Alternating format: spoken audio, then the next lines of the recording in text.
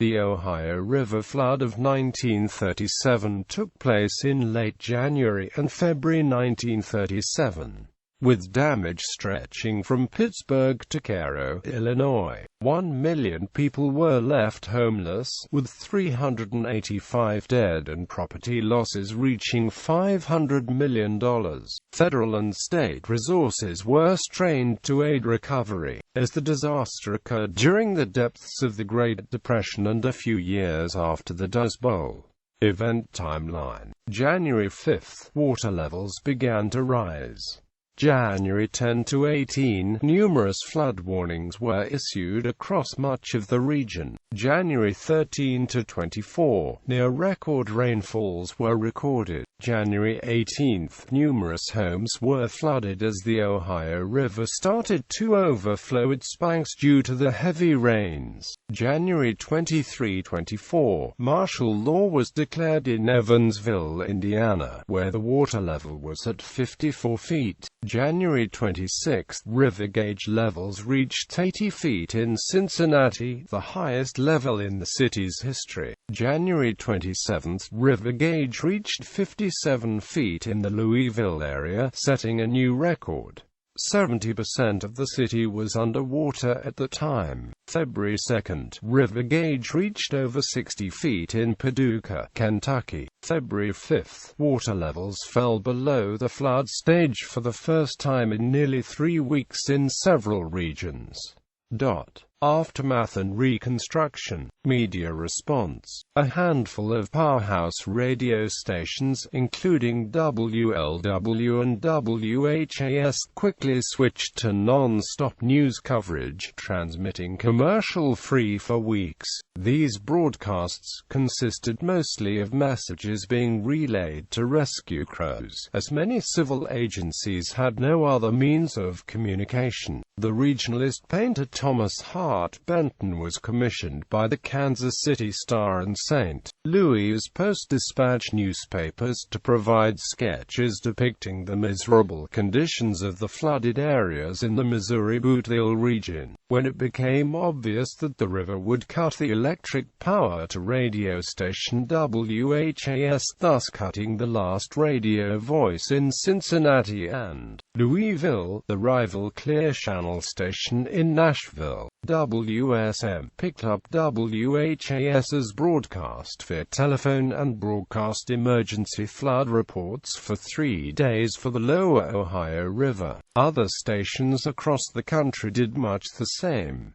Government response. In January 1937, the U.S. Army Corps of Engineers, District Engineer Marge Bernard Smith dispatched an entire fleet down the Cumberland River for rescue and relief work in response to the severe flooding. The bridges were too low to allow the vessels to pass under, so the vessels were forced to steam across farmland and bridge approaches, dodging telephone and power lines.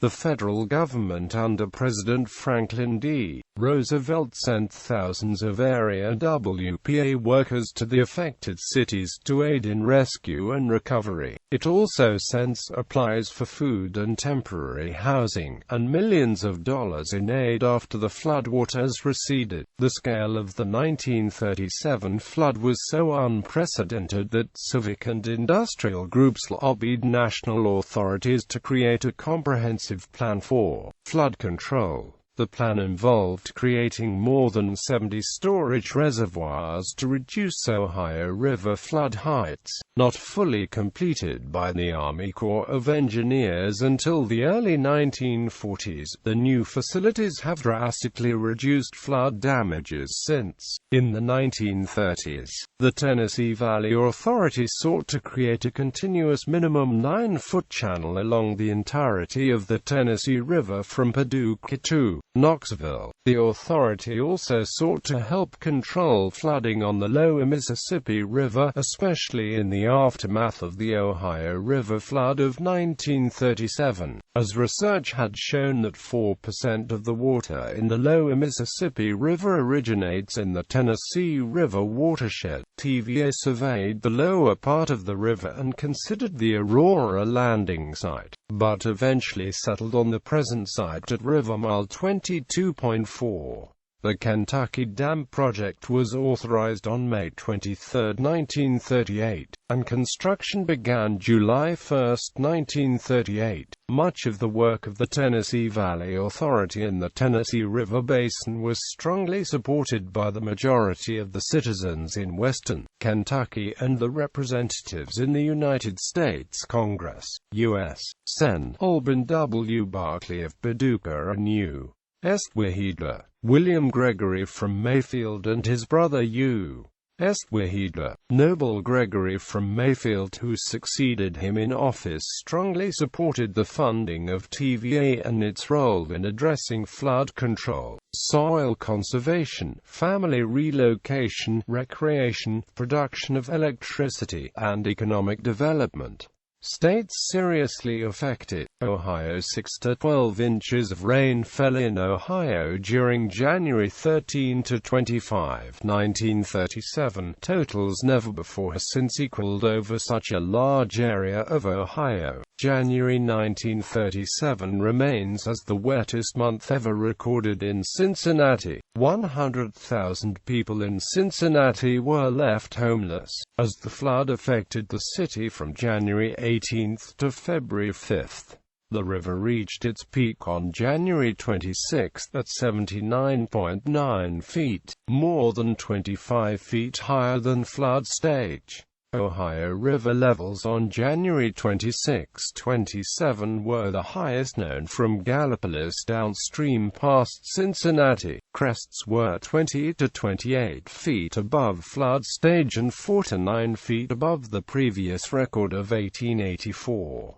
12 square miles of the city's area was flooded, the water supply was cut, and streetcar service was curtailed. At Portsmouth, the rising river threatened to top the flood wall, erected 10 feet above flood stage. City officials deliberately opened the floodgates and allowed river water to flood the business district 8 to 10 feet deep, thus preventing a catastrophic breaching of the flood wall.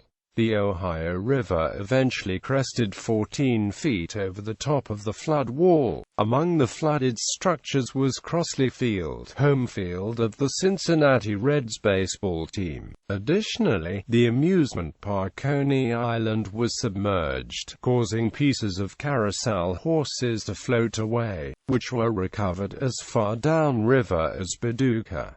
10 people died, many fewer than the 467 killed in the floods of March 1913. Indiana. The river rose to a record 53.74 feet, which was 19 feet above flood stage, and sent water over the 6-month-old riverfront plaza in Evansville. The city and state declared martial law on January 24, and the federal government sent 4,000 WPA workers to the city to assist rescue operations. Residents were rapidly evacuated from river towns by train and bus in the early stages of the flood, making Indiana the only state to avoid drowning fatalities. More than 100,000 persons were left homeless by the disaster. The WPA workers led the cleanup of the city. The Evansville Merchants Retail Bureau took out newspaper ads to praise the work. Before and during the flood, these men of WPA were active in salvaging property and saving lives, and immediately afterward they handled the clean-up job with such efficiency that many visitors were amazed that there was practically no evidence of the flood left throughout our entire city. All honor and gratitude is due to the rank and file of the WPA for their often almost superhuman efforts, always giving the best in the interest of humanity. The Red Cross and federal government spent the equivalent of $11 million in today's money in aid to the city. The Indiana State Flood Commission was created in response, and it established the Evansville-Vanderbilt Levee Authority District, which built a system of earth levee levees, concrete walls, and pumping stations to protect the city. Jeffersonville welcomed the 1,000 WPA workers who came to rescue that city's residents. The federal government spent $500,000 in aid there, and $70,000 in New Albany. The Pennsylvania Railroad evacuated many area residents by train from its depot in Jeffersonville. Several small riverside towns, such as Mockport and New Amsterdam, were so devastated that they never recovered. Illinois. Harrisburg suffered flooding from the Ohio River in 1883 to 1884 and again in 1913.